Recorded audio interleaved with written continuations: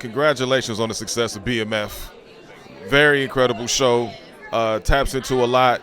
You get into some controversy over the course of the seasons. How were you able to navigate through that and really understand the story of BMF between Meech and T? Well, for me, it's more about understanding what life is. It's more about understanding, where these people come from and where they draw their inspiration from.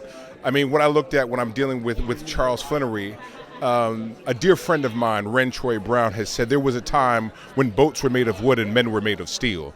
And I always believe that Charles is that type of man, or was that type of man. He was a throwback, and he was one of those guys that were flawed, but meant to do the best and meant to provide the best for his family. You work with 50 on quite a few projects. Obviously, Get Rich or Die Trying, the movie, and now you're working with BMF. What's it like working with a guy like 50 Cent in being in that universe of his?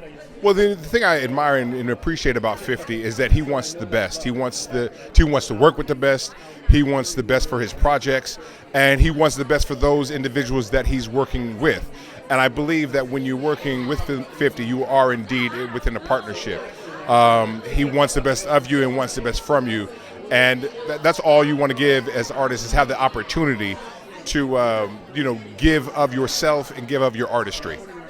Now, Da Vinci, you guys are obviously trained actors, but then LIL MEECH comes in, obviously coming out of acting school, how are you guys able to help him and kind of guide him and then be able to build that chemistry on set for BMF? I think a lot of it has to stem from the idea of do as I say and do as I do. You know what I mean? Help him understand that, there is a right way and a wrong way about approaching the work as a professional. The old folks used to say amateurs get trophies and pros get paid. So if you're a pro, there's a way you have to conduct yourself. There's a way you have to show up on set. And that's really, all that kind of comes down to. And that's with him and all young actors. I mean, I think that there is a lot to learn when you're stepping into this business as a neophyte. And there's a learning curve, but it can't be too wide and long. You know what I mean? Because when people are paying you, they demand a certain excellence of you and from you. What did you see from Lil Meech, obviously playing his dad, but still having to be able to portray that character on screen? What did you see about him? What impressed you the most about him being on screen? Honestly, it's his tenacity and his willingness to work. When you show up, he comes ready to work, and that's all you can ask for. Now, there's been a lot of controversy. 50, Lil Meech kind of got into something. It seemed like the next season could be up in the air.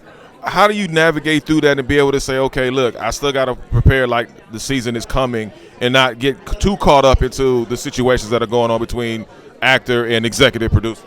Well, for me, quite honestly, I'm a 50-year-old grown man with 2 kids and a wife. I am an artist and I am a theatrical and an actor of the first order. I ain't got time for bullshit. Hey, listen, well said. Hey, listen, that was well said. I love that quote. For you, is there anybody else? We talk about Lincoln Heights, where you did portray the character in there. Is there anybody, maybe a biopic or a storyline that you want to portray on screen or through a series that you say this is the person that people need to know more about? Wow, you got me. You caught me off guard. I mean, I can't really say. I mean, my feeling is. I'm not right now. I'm not right through here. I'm not much into biopics. I'm much into composites. I want to do what Sly and the Family Stones talks about and deal with everyday people, and deal with the least of these and tell those stories of the people that are for the people, and that's really what I want to focus on.